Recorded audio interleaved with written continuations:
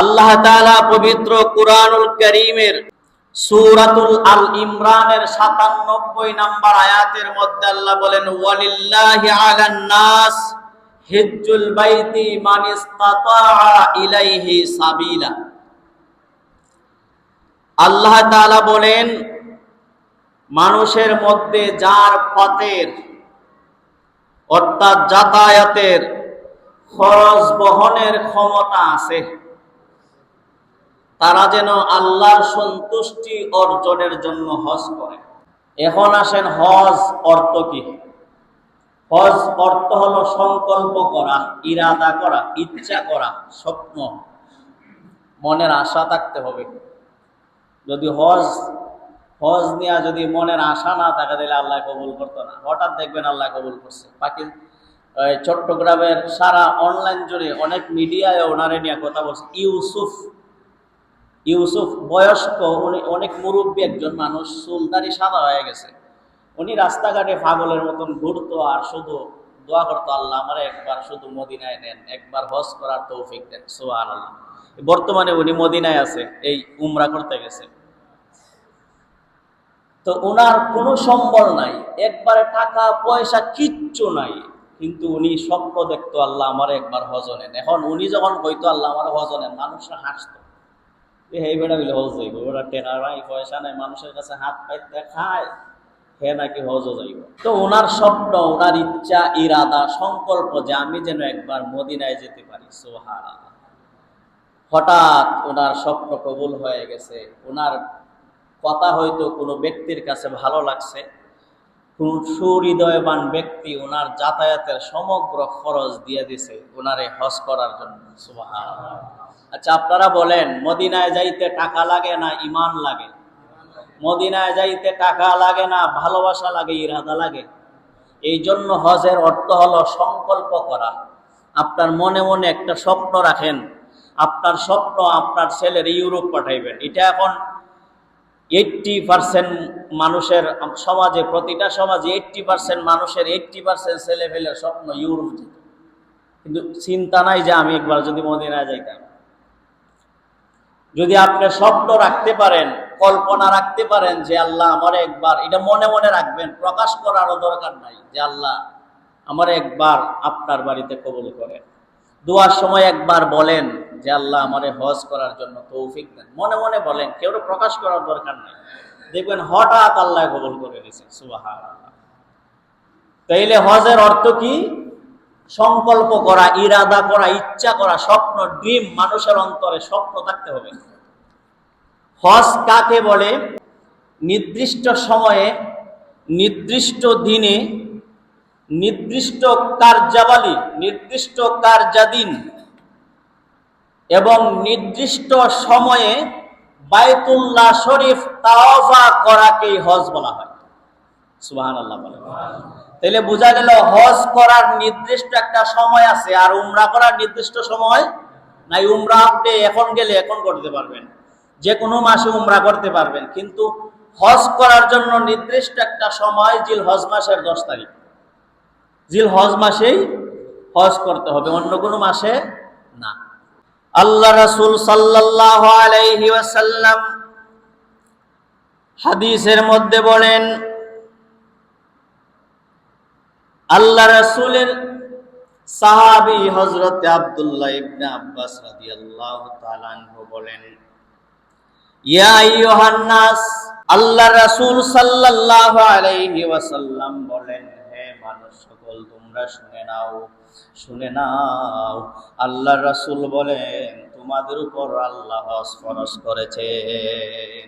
আল্লাহ রাসূলকে জিজ্ঞেস করলো, ইয়া রাসূলুল্লাহ, হজ করারটা কি প্রতি বছর মানুষের উপর হজ ফরজ করা হয়েছে? আল্লাহ রাসূল বলেন, সাহাবীরে, আমি যদি বলতাম হ্যাঁ, তাহলে প্রতি বছর উম্মতের জন্য হজ ফরজ করা হতো। আল্লাহ রাসূল বলেন, আমি চিন্তা করে দেখলাম, হজ প্রতি বছর যদি মানুষ হজ করতে যায় তাহলে অনেক ব্যয়বহুলের প্রয়োজন। আমি প্রতি বছর বলি নাই। আল্লাহ রাসূল বলেন, যাদের উপর সামর্থ্য আছে, যাতায়াতের খরচ বহনের ক্ষমতা আছে তারা যেন জীবনে একবার হজ আদায় করে, কারণ হজ আদায় করা তাদের উপর ফরজ। তাইলে জীবনে একবার হজ আদায় করা কি ফরজ। আপনার উপর তৌফিক হয়েছে, আপনার সম্পদ আছে, আপনার ঋণ দিন সব কিছু বাদ দিয়া আপনার যাতায়াতের খরচ বহনের ক্ষমতা আপনার কাছে আছে, আপনার উপর হজ করা ফরজ। এখন বাংলাদেশের মানুষ এত চালাক, এখন সম্পত্তি ইনকাম করার সময়, যে সময় পুরা ওই সোলদারি ফাঁকে এই সময় যাইবে না হজ করতে। এই জন্য যারা হজ করতে যায় সবচাইতে বৃদ্ধ লোক বাংলাদেশের, আর অন্যান্য দেশের এত বৃদ্ধ লোক না। হুইল চেয়ার দিয়ে টেলায়, কেউ খান্দ লইয়া যায়, কেউ দইরা দইরা যায়। হজ করতে যারা যায় সব বৃদ্ধ বাংলাদেশি। হয় যে সময় দেখবো টাকা রুজু করার সময় নাই, ওই সময় হজ করতে দেবে, কিন্তু এই সময় তো এবার আর হজ ফরজ নাই। হজ যে সময় ফরজ, আপনি জওয়ান হন, বুড়া হন, বৃদ্ধ হন, যুবক হন, যেই সময় ফরজ হয়েছে সেই সময় হজ করা ফরজ। আল্লাহ রাসূল সাল্লাল্লাহু আলাইহি সাল্লাম বলেন ইবাদত তিন প্রকার। একটা হচ্ছে ইবাদতে বদনী, ইবাদতে মালি, ইবাদতে মুস্তারিকা। ইবাদতে বদনী যেটা শক্তি দিয়া ইবাদত হয়, আপনার নামাজ, সেইটা নামাজ পড়ার জন্য আপনার শক্তির প্রয়োজন। যদি শক্তি না থাকে আপনি নামাজ আদায় করতে পারবেন না। আপনার টাকা পয়সা নাই কিন্তু ইবাদতে বদনী আপনি আদায় করতে পারতেছেন। আচ্ছা আপনারা বলেন গরিবরা কি নামাজ পড়ে না? পড়ে। ধনীরাও পড়ে। এটার জন্য টাকা দরকার নাই, এটা শক্তি থাকলে সে নামাজ আদায় করবে। এটারে বলা হয় ইবাদতে বদনী। আল্লাহ রাসূলের জিজ্ঞেস করা হলো কোন ইবাদত উত্তম? আল্লাহ রাসূল বলতেছেন 2 নাম্বার হলো ইবাদতে মালি। আপনার সম্পদ আছে, টাকা আছে, পয়সা আছে, আপনি যাকাত দিবেন, এটারে বলা হয় ইবাদতে মালি, মাল আছে আপনার। 3 নাম্বার হলো ইবাদতে মুস্তারিকা। আপনার অর্থও দরকার, শক্তিও দরকার, দৈহিক শক্তি দরকার, আর্থিক শক্তি দরকার, সেটাকে বলা হয় ইবাদতে মুস্তারিকা, যেটা ইবাদত হজ করার জন্য প্রয়োজন। আল্লাহ রাসূল বলেন হজ করার জন্য যেমন টাকার প্রয়োজন, আর্থিকের প্রয়োজন, হজ করার জন্য দৈহিক শক্তির প্রয়োজন, এই ইবাদতে মুস্তারিকার জন্য টাকারও প্রয়োজন, শক্তিরও প্রয়োজন। এই জন্য এই হজকে উত্তম ইবাদত বলা হয়েছে। সুবহানাল্লাহ। তাইলে বোঝা গেল হজ করার জন্য টাকারও দরকার, শক্তিরও দরকার। এখন আপনার টাকা আছে, আপনি বৃদ্ধ হয়ে গেছেন, আপনি গিয়া হলো ইচ্ছা মতো তাওবা করতে পারলেন না, ইচ্ছা মতো সাফা মারওয়ায় দৌড়াইতে পারলেন না, ইচ্ছা মতো শয়তানকে কঙ্কর নিক্ষেপ করতে পারলেন না, ইচ্ছা মতো উহুদ পাহাড়ে আপনি উঠতে পারলেন না, তাহলে আপনার এমন সময় গেলেন দইরা দইরা ঠেলানি লাগে। আল্লাহ রাসূল সাল্লাল্লাহু আলাইহি ওয়াসাল্লামকে প্রশ্ন করা হলো, ইয়া রাসূলুল্লাহ, কোন আমলটা সবচেয়ে বেশি উত্তম এবং গুরুত্বপূর্ণ? আল্লাহ রাসূল বলেন 1 নাম্বার হলো আল্লাহর উপর ঈমান আনা, ওয়া রাসূলিহি এবং রাসূলুল্লাহর উপর ঈমান আনা।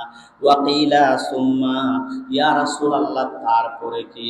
আল্লাহ রাসূল বলেন ক্বালা জিহাদুন ফি সাবিলিল্লাহ, 2 নাম্বার হলো আল্লাহর রাস্তায় জিহাদ করা। সুবহানাল্লাহ বলেন। 3 নাম্বার আল্লাহ রাসূল বলেন, 3 নাম্বারে সাহাবীরা শুনে নাও, 3 নাম্বার হলো আল হজ্জুল মাবরুর, কবুল হজ। সুবহানাল্লাহ বলেন। আল্লাহ রাসূল সাল্লাল্লাহু আলাইহি ওয়াসাল্লাম বলেন উত্তম ইবাদত হলো আল হজ্জুল মাবরুর, কবুল হজ করা। আল্লাহ রাসূলের সাহাবীরা জিজ্ঞেস করলো, ইয়া রাসূলুল্লাহ, কবুল হজের আল হজ্জুল মাবরুর, কবুল হজের প্রতিদান কি দিবেন?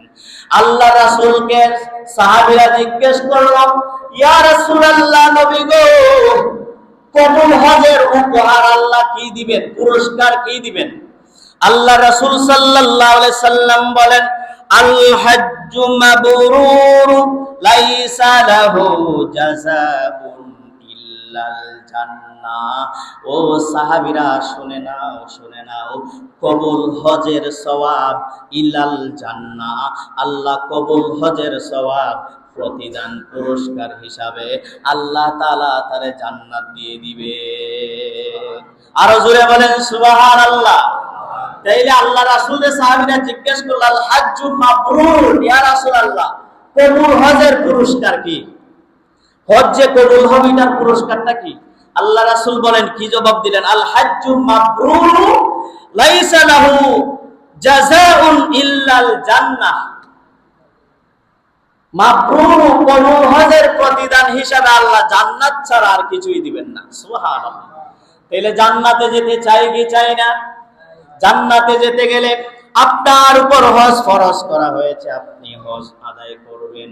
আল্লাহ রাসূল সাল্লাল্লাহু আলাইহি সাল্লাম বলেন, হজ যারা আদায় করে, আল্লাহ রাসূল সাল্লাল্লাহু আলাইহি সাল্লাম বলেন, যে ব্যক্তি আল্লাহর সন্তুষ্টি অর্জনের জন্য হজ করলো এবং অশ্লীল কাজ থেকে বিরত থাকলো, সে যেন মাতৃগর্ভ থেকে ভূমিষ্ঠ হওয়া সন্তানের মতো নিষ্পাপ হয়ে গেছে।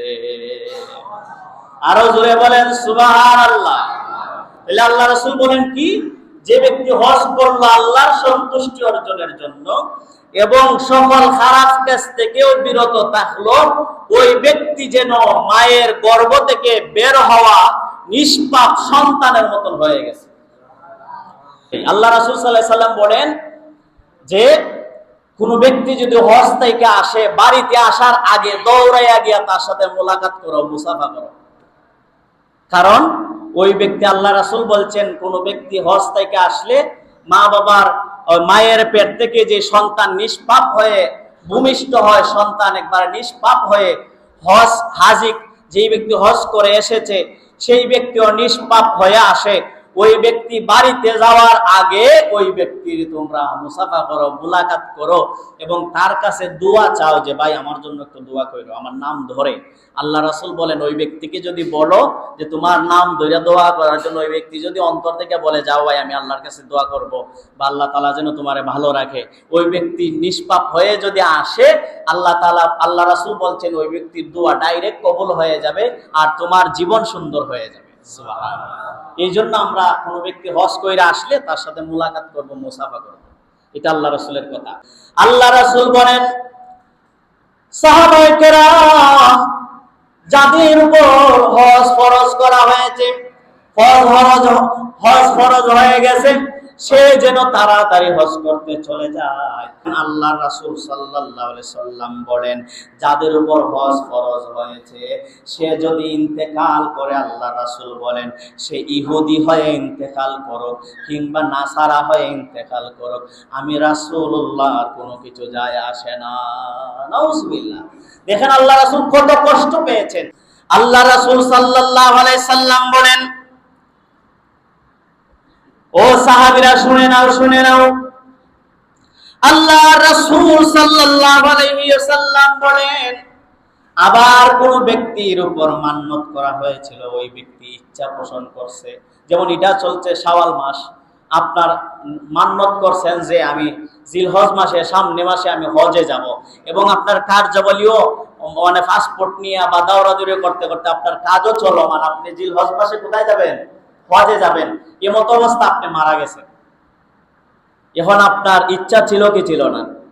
আল্লাহ রাসূলের কাছে একজন এসে বলল, ইয়া রাসূলুল্লাহ, আমার বোন মারা যাওয়ার আগে তার মান্নত করা ছিল সে হজ করবে, এখন সে মান্নত পূরণ করে নাই, সে মারা গেছে। আল্লাহ রাসূল বলেন, যদি তার উপর ঋণ থাকতো, তার ঋণ যদি থাকতো, তুমি ভাই হিসাবে সেটা আদায় করতে কি করতে না? সে বলল, ইয়া রাসূলুল্লাহ, অবশ্যই আমি ঋণ আদায় করতাম। আল্লাহ রাসূল বলেন, মানুষের ঋণ আদায় করতে, তাহলে উনি মান্নত করার জন্য, হজ করার জন্য মান্নত করেছিল, সেটা আল্লাহর ঋণ, সেটা তুমি তোমার বোনের পক্ষ থেকে আদায় করো। সুবহানাল্লাহ। এখন আল্লাহ রাসূলের কাছে আরেকজন ব্যক্তি এসে বলল, ইয়া রাসূলুল্লাহ, আমার বাবা মারা গেছে, আমি এখন কি করব? আমার বাবার ইচ্ছা ছিল হজ আদায় করা। আল্লাহ রাসূল বলেন, তোমার বাবার পক্ষ থেকে তুমি সেটা আদায় করবা। আল্লাহ রাসূলের হাদিসের মধ্যে এটাও এসেছে, যদি কোন ব্যক্তির উপর হজ ফরজ ছিল কিন্তু সে হজ আদায় করতে পারে নাই, সে মারা গেছে, আল্লাহ রাসূল বলেন তার সন্তানাদি তার বদলা হিসাবে হজ আদায় করবে। তাও যদি সম্ভব না হয়, তার খরচ বহনের ক্ষমতা দিয়া আরেকজন ব্যক্তিকে দিয়া হলেও তার হজ আদায় করাতে হবে। এই জন্য প্রিয় ভাইরা আমার, আপনি যাবেন, আপনার উপর হজ ফরজ করা হয়েছে, আপনি সেটার জবাব দিতে হবে। আপনার উপর হজ ফরজ হয়ে গেছে, আপনি নিজে হজ আদায় করবেন। আল্লাহ তাআলা যেন আমাদেরকে সঠিক সময়ে হজ আদায় করার তৌফিক দান করে, জুড়ে বলেন আমিন।